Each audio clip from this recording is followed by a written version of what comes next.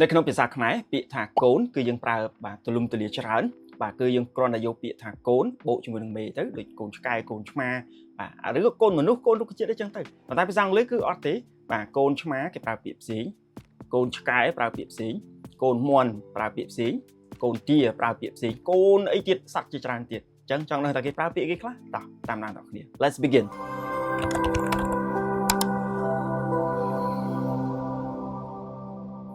បាទសូមជម្រាបសួរនិងសួស្តីបងប្អូនអ្នកដែលនិយមសិក្សាភាសាអង់គ្លេសតាមបណ្ដាញសង្គម Facebook YouTube ឬក៏ TikTok អីជាដើមអញ្ចឹងនៅក្នុងវីដេអូនេះយើងមកនិយាយគ្នាពីពាក្យថាកូនម្ដងណាបាទអញ្ចឹងឥឡូវចាប់ផ្ដើមជាមួយនឹងកូនឆ្មាណាកូនឆ្មាគឺយើងប្រើពាក្យថា cats អញ្ចឹង cats ដល់ពេលកូនឆ្មា kitten ណាដល់ពេលឆ្កែបាទឆ្កែ dog ដល់ពេលកូនឆ្កែ puppy មានកូនអីទៀតបាទកូនមាន់មាន់គឺ chicken ឬក៏ hen អញ្ចឹងទៅដល់ពេលកូនរបស់វា chick ណា chick ដល់ពេលគេទាជា duck មេវាណាដល់ពេលកូន duckling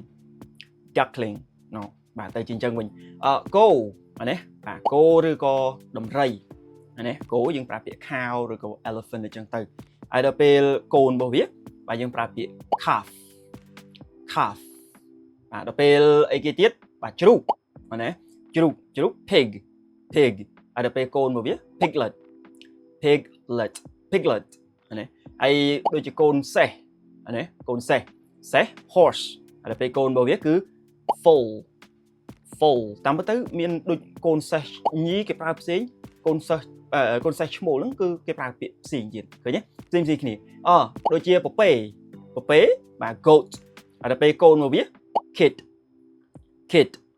តែអញ្ចឹង kid ហ្នឹងបាទកូនមនុស្សបាទយើងនិយាយ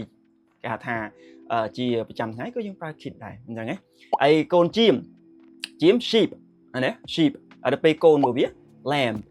ណា lamb បាទទៅជា lamb វិញមិនមែនឯណា sheep children ឬក៏បាទ sheep small sheep ឯណាទេគឺអត់ទេហើយបន្តមកទៀតដូចជាទន្សាយបាទទន្សាយគឺ rabbit អញ្ចឹងហើយដល់ពេលកូនរបស់វាគឺ bunny ណា bunny ហើយកូនមួយចំនួនទៀតដូចជាបាទ tiger កូនខ្លាបាទ bear lion បាទអញ្ចឹងប្រមាណហ្នឹងគឺយើងប្រើពាក្យបាទតែមួយទេគឺ cub ណា cub ហើយក៏មាននៅបាទពាក្យមួយចំនួនទៀតដែរណាបាទអញ្ចឹងតកតងទៅនឹងពាក្យដែលវាគេហៅថា common ណាដែលយើងឧស្សាហ៍ប្រើគឺបាទខ្ញុំលើកប៉ុណ្ណឹងហើយនៅមានដូចបាទខ្ញុំទទួលបាន comment គឺគាត់ឲ្យលើកឡើងច្រើនទៀតដូចកូនមនុស្សមិនមែនត្រឹមតែកូននេះទេគឺមានកូនកំមុំកូនកន្លោះបាទអីកូនមាសកូនពេជ្រអីណាកូនឈើអីណានេះណាបាទអញ្ចឹងអាហ្នឹងខ្ញុំទុកបាទនៅវីដេអូក្រោយចុះនៅវីដេអូនេះគឺមានប៉ុណ្ណឹងជួបគ្នានៅវីដេអូក្រោយ Until next time be safe I'm out peace out